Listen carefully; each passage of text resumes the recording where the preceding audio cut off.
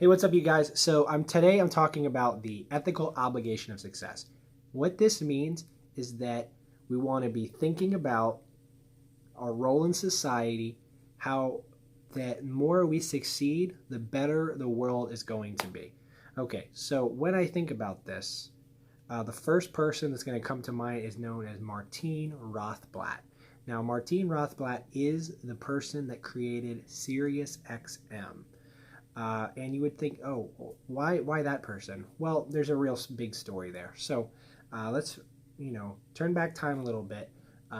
Martine was deciding, hey, I got this idea, satellite radio. No one believed that anyone even pay for radio. Radio was free already. Why would you pay for something that's free?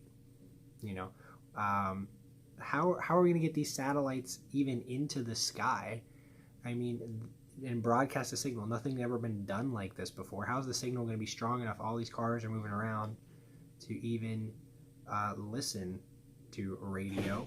The satellites that you're going to need to build to do this, the rockets don't even hold that much. They're not big enough. That didn't stop Martine Rothblatt.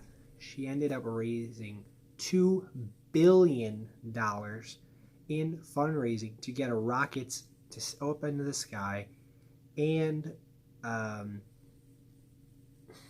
get the satellites in the air, broadcast the signal, and ended up getting Howard Stern to be a part of this. And he was like a real big thing at radio at the time, and so had to fight the FCC when it comes to the laws regarding it to end up actually being able to have this product, and people loved it.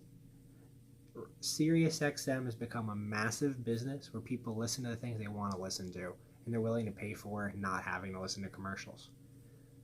Okay, that's already a big success story, right? But let's take it one step further. Martine would later have a daughter, Genesis, who was diagnosed with an illness in which she was going to die in the next 2 to 3 years, had a death sentence. Martine didn't accept that. They said, there's no cure. There's nothing that can be done. She's going to die. Martine said, no way. What they did, went to all the different doctors. Martine had not even taken a biology class since high school. Read the high school biology book, read the college biology book.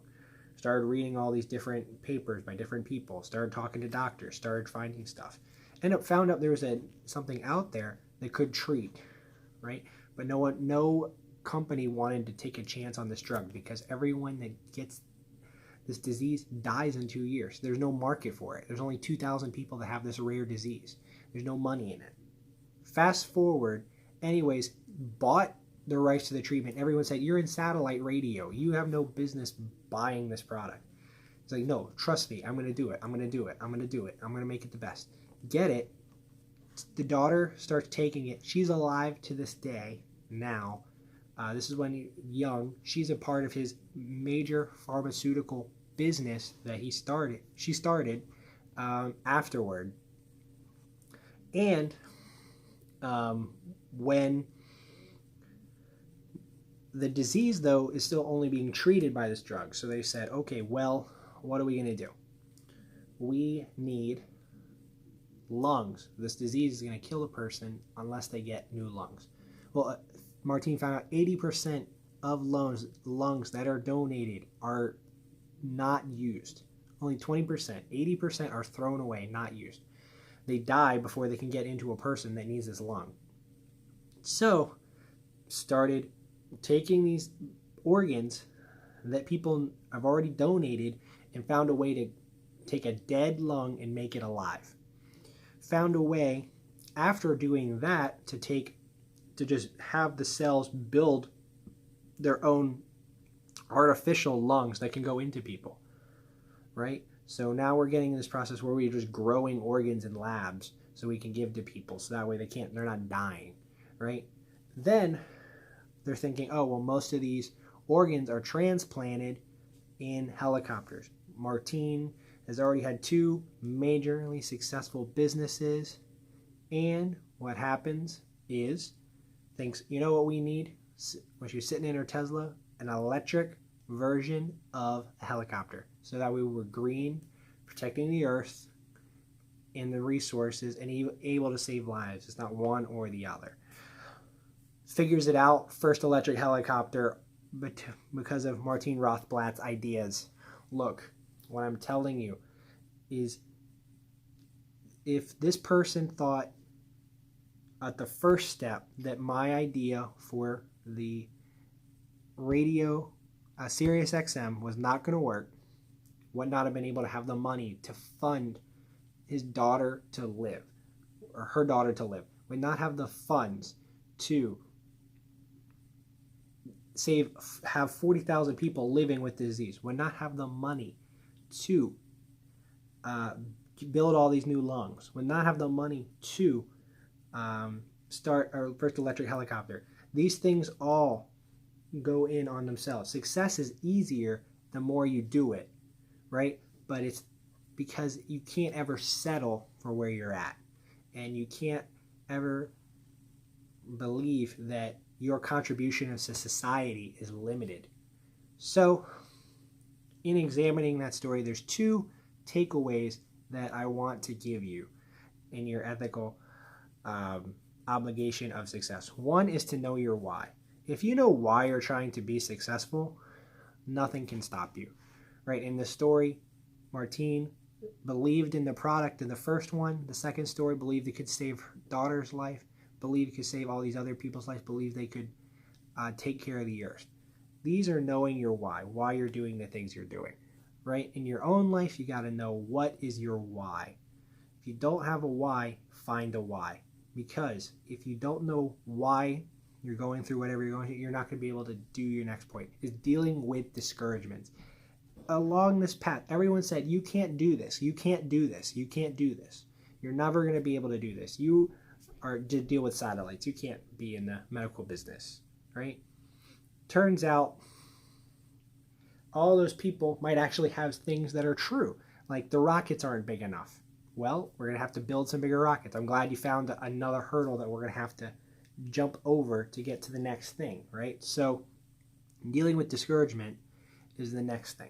And then when I think about dealing with discouragement, in my own personal life, dealt with discouragement.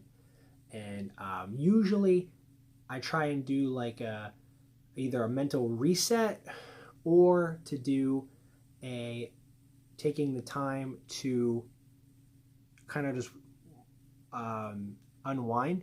But I've realized a lot of my unwinding time cuts into my productive time. Oh, I need to unwind. That way I can be productive later. And there's a good part and bad part about that. But what I found is even better is when I'm discouraged, I should seek out other people that need encouragement and tell them things. Because when you encourage someone else, you will feel encouraged. If you know you're going through a hard time, someone else is probably going through a hard time, right? Take the time to help others around you, and you'll be able to get through the hard times. So I guess I really need to touch on, though, wrapping it back up, the ethical obligation of success in this whole story. So when you think about if you decided not to try, if you decided to only set small goals, if you decided that you were happy the way things are, if I would have done that when I was in high school, I have a 10th grade education, right? Maybe I would have only finished 10th grade, right? Maybe I wouldn't have been able to get into the school I got into later. Maybe I wouldn't have met my wife that I met when I was at college. Maybe I wouldn't be where I am today, trying to make YouTube videos, talking to you about success, right? So it's your duty to society to be happy with where you are, but know that if you stay there, you're causing problems, right? For you and the people around you. You should always be trying to grow and excel and try to do another better thing.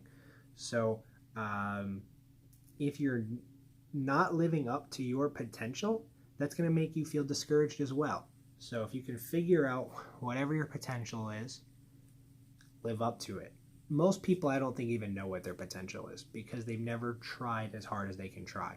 They never pushed it to 10,000%, right? They never did it. So my takeaway for you today is to just think about what you can do to make yourself more successful, and what you can do to help others become successful, and to know your why. Comment down below what your why is, what you want to do, and who you want to help. All right. Please, thank you guys. Like, comment, subscribe, share it with your friends. Thank you.